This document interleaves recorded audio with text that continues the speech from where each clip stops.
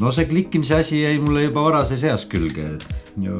Vanemad ikka ütlesid, et nii kui klõpsutama sain, siis enam pidama ei saanud ja klikkimine on minu spetsialiteet. Võiks öelda, et see on mul kohe hobi.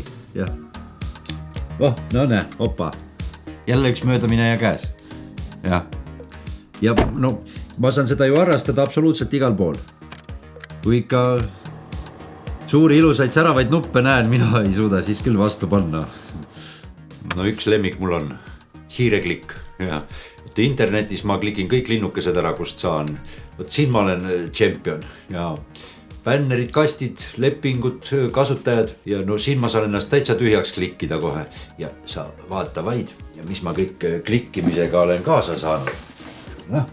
Täitsa tasuta saadud toidulisandid kohe mitmeks aastaks. Ja asjadega tuleb ka palju kirju.